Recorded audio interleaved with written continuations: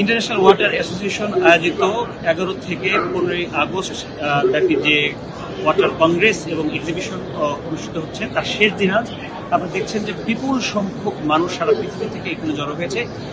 এই কংগ্রেসের প্রথম দিন যেটি বলা হয়েছিল যে পানি ছাড়া কোনো প্রাণী বাঁচতে পারে না, এই কারণে শুধু পৃথিবীতেই প্রাণীর অস্তিত্ব পাওয়া যায়। ফলে পানি কত গুরুত্বপূর্ণ সেটি দিনকে দিন আরো ভয়াবহ হয়ে উঠছে এবং ভয়াবহ সত্য হয়ে উঠছে, কারণ মানুষ বাড়ছে।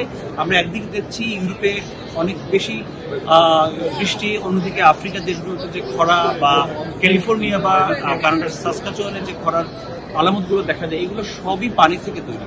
এবং যেটি বলা হলো এই পুরো কংগ্রেসকে ঘিরে যে গভর্নমেন্টের হুইল না থাকলে, আগ্রহ না থাকলে পানি নিয়ে সামনে যে সংকট তৈরি হবে তার মোকাবেলা করা খুবই কঠিন হয়ে যাবে। এবং এই কঠিন যেন খুব সহজেই চলে না আসে তার জন্যই এই ইউটিলিটি সার্ভিসের সাথে যে মেশিনারিজ জড়িত তার প্রায় সারা পৃথিবীতে যারা স্বনামধন্য তারা সবাই এসেছেন এখানে, এবং তারা তাদের মতো করে নানান প্রযুক্তি ব্যবহার করে পানি ব্যবস্থাপনাকে সহজ করার চেষ্টা করছেন। কিন্তু সবারই একটা কথা, যে পানির যে সংকট সেটি যদি মানে নেচার বেসড সলিউশন যাওয়া না হয় তাহলে সেটা কিন্তু সম্ভব হবে না। এবং খুবই গুরুত্বপূর্ণ যে বিষয়টি, এখানে অনেকগুলো ওয়ার্কশপ হয়েছে, অনেকগুলো টেকনিক্যাল সেশন হয়েছে, যে সেশনগুলোতে সারা পৃথিবীর স্বনামধন্য পানি বিশেষজ্ঞ, তারা ইউনিভার্সিটির টিচার, ইউনিভার্সিটির শিক্ষার্থীরা পর্যন্ত এসেছেন, সাংবাদিক এসেছেন।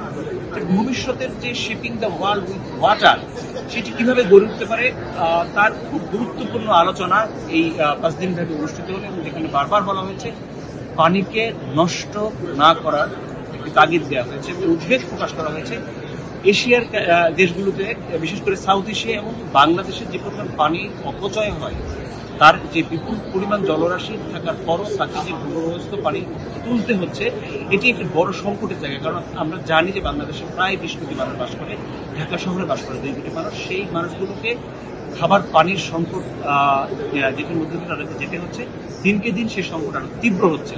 সব কিছুই সারা পৃথিবীর পানির ব্যবস্থাপনা এখানে আলোচনা এসেছে, কিভাবে প্রযুক্তির মাধ্যমে সেই সংকটের সমাধান সম্ভব, চ্যালেঞ্জ মোকাবেলা কিভাবে সম্ভব, সরকারগুলোকে কি ধরনের কাজের মধ্যে দিয়ে যেতে হবে, সামনে যে জলবায়ু পরিবর্তনের অভিঘাত তৈরি হতে পারে সারা পৃথিবীব্যাপী, সেখানে পানির যুদ্ধ, পানি নিয়ে রাজনীতি কতটা তীব্র হয়ে উঠতে পারে তার একটি ধারণা দেওয়ার চেষ্টা করা হয়েছে, এবং সবাইকে সতর্ক করা হয়েছে যে পানি ব্যবস্থাপনার দিকে যেন তারা নজর দেয়। এই ছিল টরন্টোর এই মেট্রো কনভেনশন সেন্টার থেকে প্রধান সম্রাট মোহন।